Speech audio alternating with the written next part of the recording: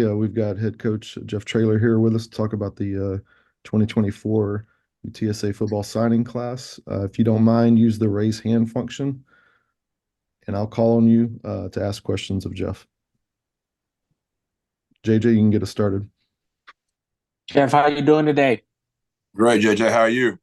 Not bad. Thanks for joining us. Just what was some of the challenges with putting together this class? You guys had 7 for a total of 22. So, just what were some of the challenges this cycle? Um, I'm no different than normal. I mean, it's just recruiting. Um, it's actually easier in some aspects because used to after the day that was your roster, and now the new current wave of college football. Every day is National Signing Day.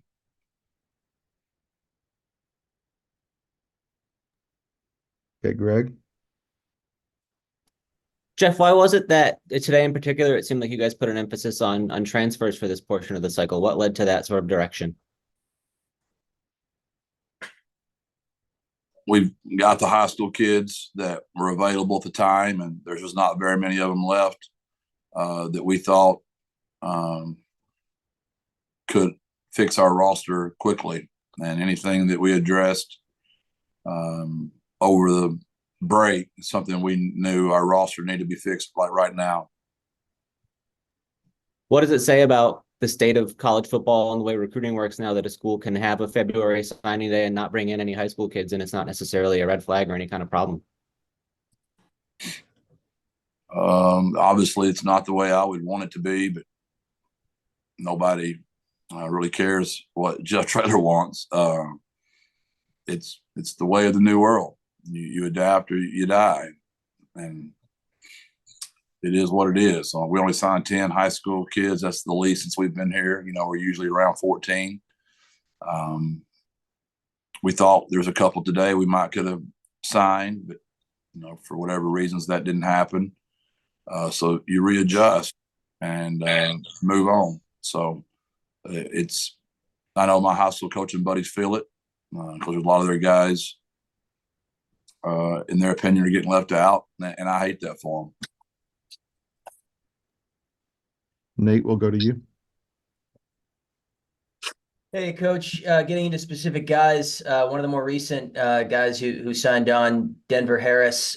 Just talk about first off how you were able to get him to commit to you at UTSA, especially I like seeing he had interest from large Power Five schools, and then what do you see him bringing to the program? And also, too, lastly, is he a guy who's going to be immediately eligible, or since he's transferred twice, will he have to sit? Oh, he's eligible immediately. Joe Price coached Denver at North Shore, so we had a relationship for a long time with Denver. We've recruited him before, and we missed out. But it's a situation we feel very confident about because of Joe's relationship with him and his family, and we're really excited to have Denver. And he's a kid that'll come in here and make us better immediately. We have a culture that's already established, our 2-1-0 triangle of toughness. We've got great leaders.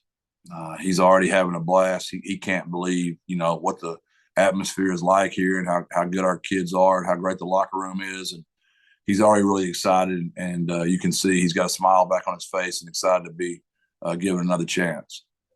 Is he a guy who you think can make an immediate impact, especially with Cam's transfer? Well, the cornerback position's, very wide open when your top 3 that were on the board are all gone. There's room for people like Zay Frazier and Zach, Davin, Jacavian. There's opportunity for Denver. All of those guys have a real chance to play immediately because somebody's got to go out there and play. There's 2 of them, and we lost our top 3. So I'd say he's got as good a chance as anybody. We don't promise anybody anything, Ryan. You're promised an opportunity to come here and compete. Nobody's promised jerseys. We still do it the old-fashioned way, man. You got to come in here and earn it. All right, Steven, we'll go to you next. Hey, Coach, how's it going? Good, Steven. How are you, brother? Pretty good. Just this being your fifth recruiting class here at UTSA, what have you learned over these last few years, and where do you think this class ranks compared to some of your previous ones? Um,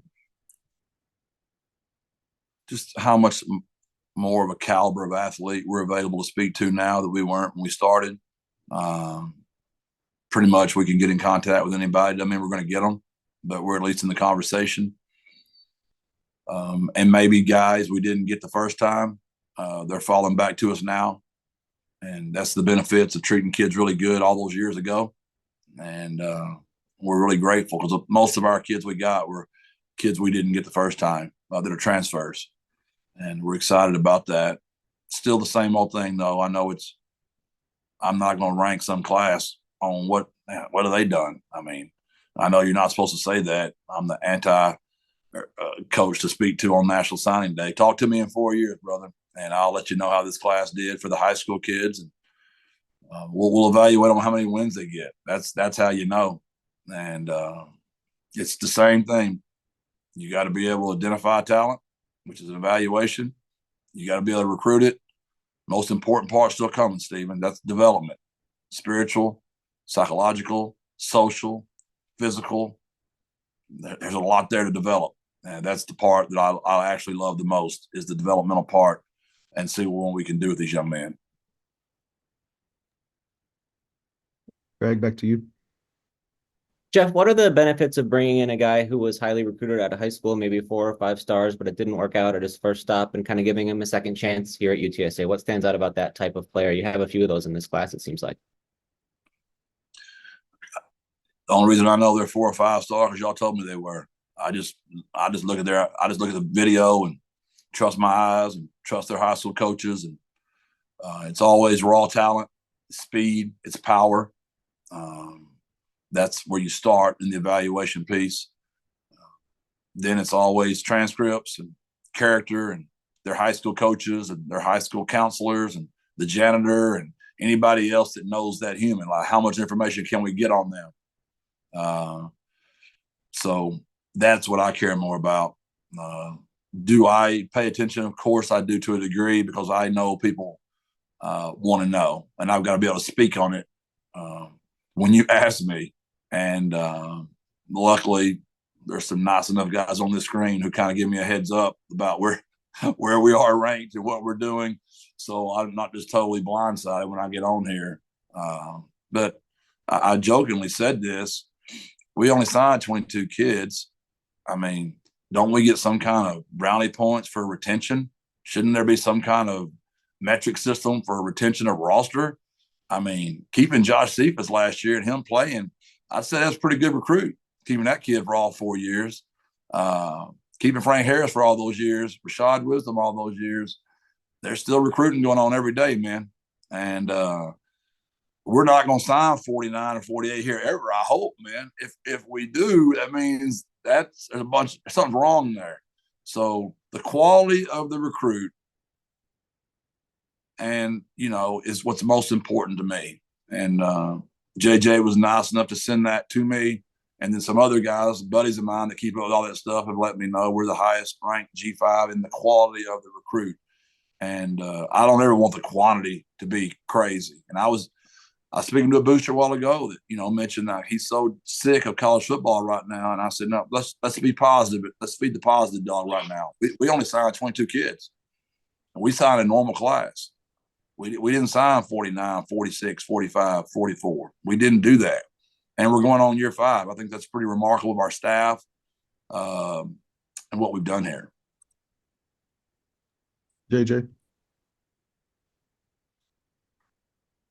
Jeff, it looks like you got pretty stacked on the offensive line there. Just you excited about the depth and with some of the guys coming in? We really are. We just haven't felt we've ran the ball as well as I want to. And we ran it well, and most people be very proud of it. But we've got some road games next year that we're going to have to run the ball well. And last year we were 3-3 on the road, and I just think we've got to be better than that to get to where we want to get to. And we've got some good backs, and we've got some good linemen, but we really added some, we think, some long, powerful, talented guys to complement a room that we feel like got better off of last year's recruiting class. Plus, we've got some young high school linemen that have developed going on year 3 that we feel good about. It's going to be a great competition to get in that 3 deep. And we've got a great tight end room, great running backs, and a good O-line room that needed to, we lost some good players that we had to replace. Don, we'll go to you. Hey, Jeff, you were talking about raw talent being one of the main factors for recruiting. It looks like with the transfers you got with the linebacker from Alabama and the offensive lineman that started at Texas and then went to Houston, Sparkman, and then DJ Allen, you got guys that can step on the field and play right away at a higher level perhaps than you've had before. Can you talk about how you got some of these guys like DJ and your relationship with him going back to high school and his speed, and if there's any of these guys that just really excite you from the jump? Well, just because of the relationship I've had with him for so long. I was JJ's very first offer coming out of high school. I was at Arkansas at the time. We were so close to getting DJ the first time, and he chose TCU over us right there at the very end. We big P&G offensive lineman. We've known him and his high school coach forever. So the linebacker out of Marshall, Brevin, I've known him and his high school coach, for a long, long time. So we were able to reach some guys that Ian, from Alabama, when I was recruiting the state of Alabama, we had a guy on staff, and I knew a couple of guys down there that there's some high schools down there in Alabama and he came from one of them. They play really good football, great program. So yeah, Don, we think those kids are, and because of the relationship, and a lot of times, and I'm not trying to put down those schools they came from, it's just so much pressure, so intense. We just do it a little bit different here. It's a breath of fresh air for those kids when they come in here. It's much more of a high school like atmosphere, as much as how we love each other, take care of each other. Those guys still are shocked I call them and check on them on the phone. Like they really think they're in trouble every time I call them, and they're like, "I can't believe you're still checking on me." And I said, "You're new. You've been here 6 weeks. I mean, I just want to make sure you're doing okay." Ian came in and wanted to FaceTime his mom and just let him know it's the happiest he's ever been. And I'm not, nothing against any of those schools, but we just do it a little differently here, Don. And sometimes a fresh start, what does the old saying? Change of pace, change of place, change of perspective. I think that does well for a lot of these kids. And it's what the transfer portal was intended to be. These are the good things when guys get a second chance, if they go make the most of their second chance. Are you concerned at all about any of them coming in with their past histories? I think that's very important that you do your due diligence. We have a great track record of kids. I tease all the time. You've heard me say it a million times. I know y'all get tired of all my sayings, but I'm living proof that God can hit a straight lick with a crooked stick. Thank the Lord.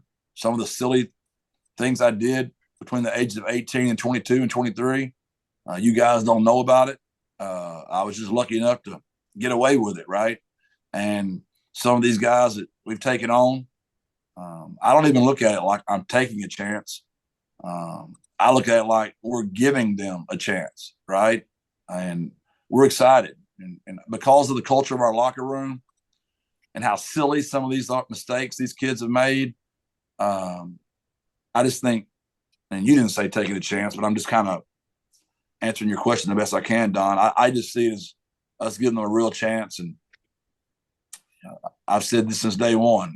My job is to make men out of boys. And I've got a strong enough staff in the whole building here. We think we can save a lot of kids. Thanks, Jeff. Nate? Coach, back to the quarterback room. You'd said last time we checked in with you that you wanted to bring in a quarterback for spring ball and add another veteran arm to that group. Are you still trying to do so by the start of next season? How did that process, play out for you? If how patient, I guess, you were, and then on top of that, what have you seen, if anything, from Eddie Lee and Owen since the last time we talked to you? Well, we had three we thought we had, and we missed on all three. And all three, I told them the truth. Watch Eddie Lee and watch Owen. Watch their video. If you don't think you can beat either one of those kids out, then don't come here. If you think you can, then come here and try to beat them out. And I guess all three evaluated the two quarterbacks and said they weren't as good as those two, and they all went somewhere else. So we would love to have somebody come in here and compete for the starting job, but a lot of guys out there waving the white flag that Owen and Eddie are better than them.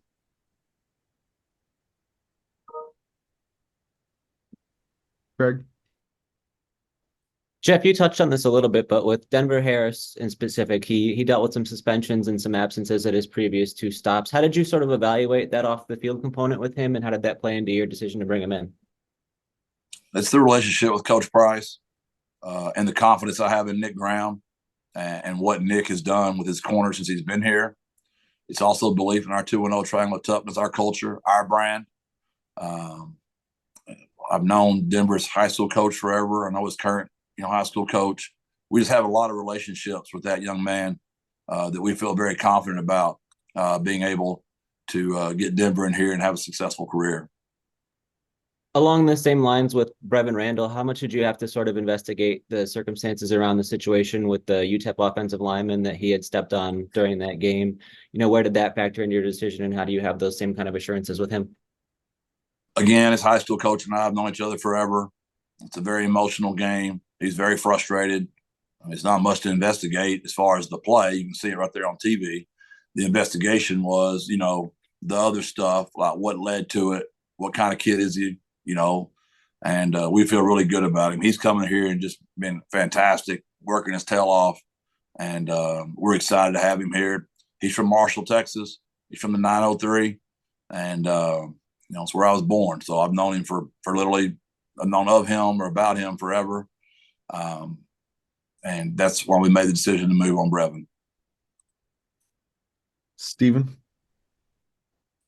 Coach, now that you've got signing day kind of behind you, so to speak, what are you looking forward to with the spring ball coming up? Molding all of this together. We still got some places, like we're still short at corner. We've got to go address that. We'd like to go get another safety. We're a little short there. Is there a veteran quarterback out there we might could get? And then we got to always see how injuries play out here in the spring. We brought in a punter. We've got to make sure we got that right. We took another Australian punter that we feel really good about. But just getting all that, we've had Lucas for 4 straight years, and that's been very comforting to all of us. So we got some stuff to work out. We got to get the quarterback deal situated. We'll probably play both of them early in the year, but we got to get the one behind them established. Like, is that Jackson? Is that Brandon? Like, who is that? So we got a lot of stuff to work out. But we're gonna have a good football team. We're gonna be young in some spots, but we got a nice little mixture of veteran guys and new guys. It's gonna be it'll be entertaining for sure to see what we look like against Kennesaw game 1. Greg? Along those lines, Jeff, how many spots do you have to play with? Are there a certain number of scholarships available that you can go get guys through the next few months?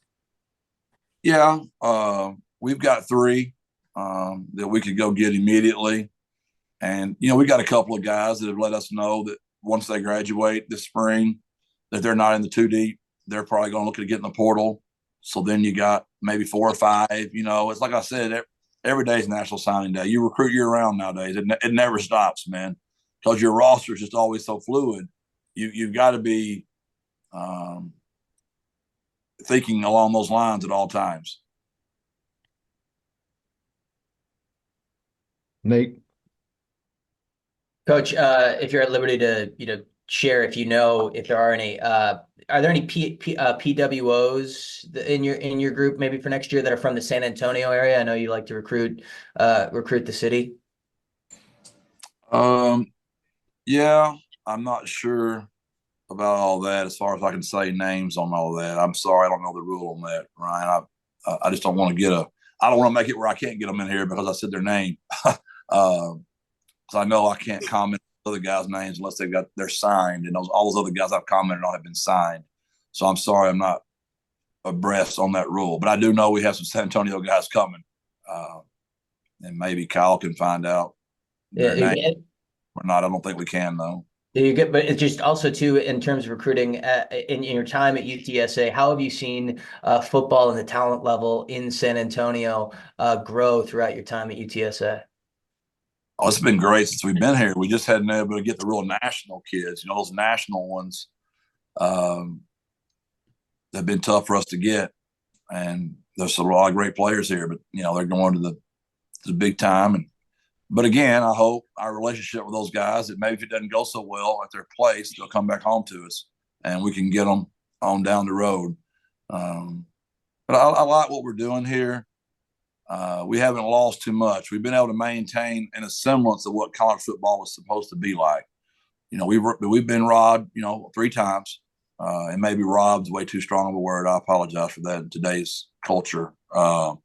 We've lost 3 of our players. So you were losing that many back before all this stuff. It was just for other reasons. So I hope our fan base is still happy with how we're doing it. Because I don't like what's going on with college football. The massive turnover in a year that concerns me. Because what about what's happening with that kid and his degree? And when you've been the very best you've ever been your entire life, who's going to tell Brandon Tennyson he's not going to play quarterback in the National Football League? He's been the very best player his whole life, right? So, but they've got to get prepared that football, they're all going to stop playing football one day, all of them. And when football's over, what did this game do for you? If you didn't get a degree and you didn't meet a bunch of really, really good boosters that might hire you one day, and you didn't learn a lot about life, you did not use the game of football correctly. And I tell them all the time, they got to use the game before the game uses them. And that's my concern with college football is just, I'm happy everybody's getting their opportunity. But I hope they all get degrees. Nate, I'll check on that for you on the preferred walk-ons and what we can say. JJ? Jeff, do you have to kind of brace yourself for the portal window after the spring? Is that another kind of challenge of this calendar with the transfer portal that's kind of changed recruiting? Could be. I mean, these kids we're all bragging about right here. Who knows? Somebody might got in touch with their agent. They might be gone. And guess what? I'll just check the portal and we'll go find some more kids, man. But that's a real possibility, JJ. We've been very blessed since we've been here. We haven't been picked too many times, but that's always a possibility. We work really hard at being as open as we can with our kids. We play a lot of players. We play a ton of football people here, so they all gonna get to play a lot. And our NIL is getting to the point where the kids can at least know they can get a car, maybe, and some insurance and a cell phone. And there's a lot of our guys staying for a lot cheaper than they could make. But somebody puts enough money out there. And I know the NCAA is trying to crack down on all that. I'm not trying to be negative. But you know what's going on out there. Y'all are watching the same stuff I'm watching. Don, you're next. Sam, you're in the hole. Hey, Jeff, can you talk about the leaner, meaner Oscar Cardinas and his thought process about coming back? And I know it's a big day for him straight ahead with the Valentine's Day coming up.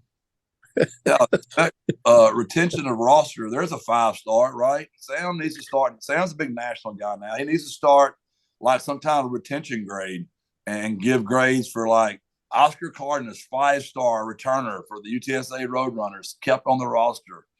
The kid. This is a great story.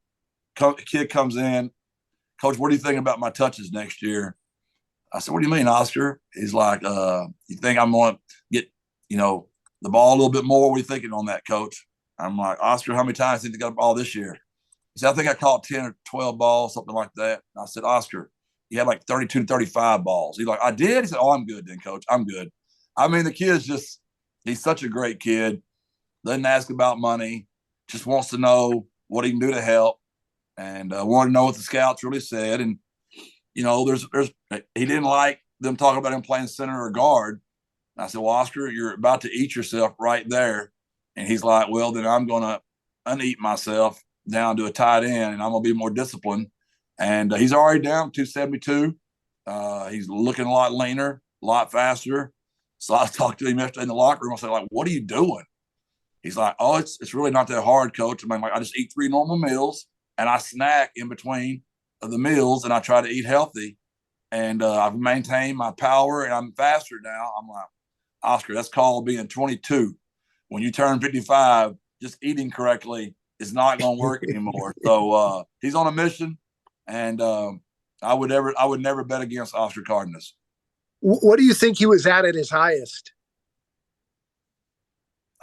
He wouldn't want me to tell you guys.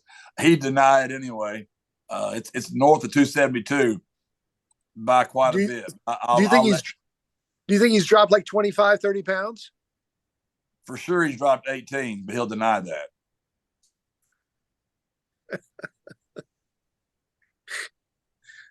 It's all them home cooked meals with that girlfriend of his. My man is in love. She's the one that deserves the credit. She's probably the reason we kept him.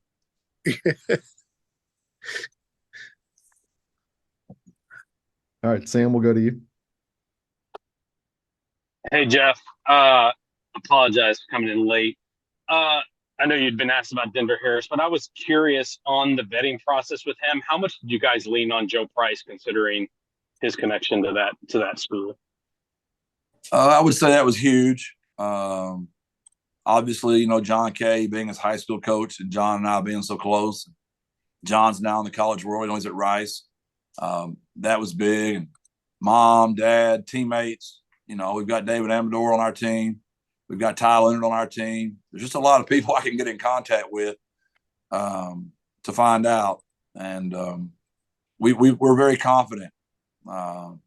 Just in the 6 weeks we've been around Denver, of just the strides he's already made. And we're excited. And I love helping kids. And my team likes that. And I said it before you got on here, Sam, that I'm living proof that the Lord can hit a straight lick with a crooked stick. And you guys have seen me. I'm a human. Y'all watched me make mistakes. I regret like crazy after the Army game saying there's got to be an easier way to make a living. You know, there's better things you can say. There's better choices you can make in moments. I'm disappointed that I wanted to snap Greg off in Tennessee. You know, I mean, you just make mistakes when you're a human. And I'm 55, and I've been doing this a long time. So we're very, I love the Lord, and the Lord's about grace.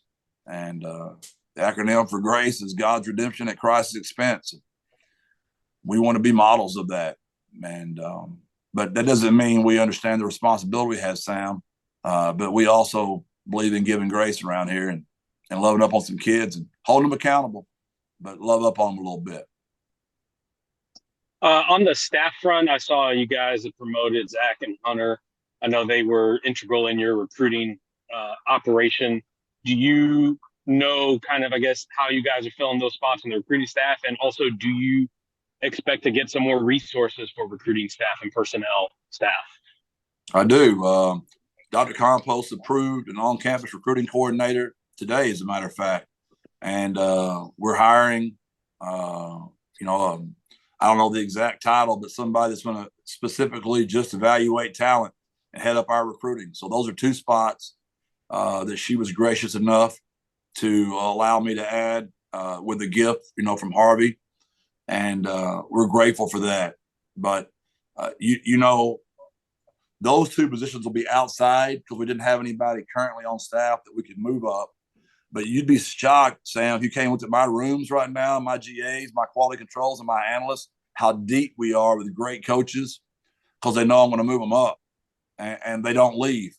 And we're stacked. I mean, I've got some great quality control GAs, assistant coaches in there, because we just keep moving guys up. I don't know what the number is, but it's staggering. Somebody showed it the other day of how many guys we promoted within here.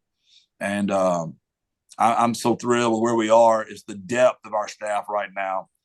And it just shows you that people are noticing and they want to be a part of this.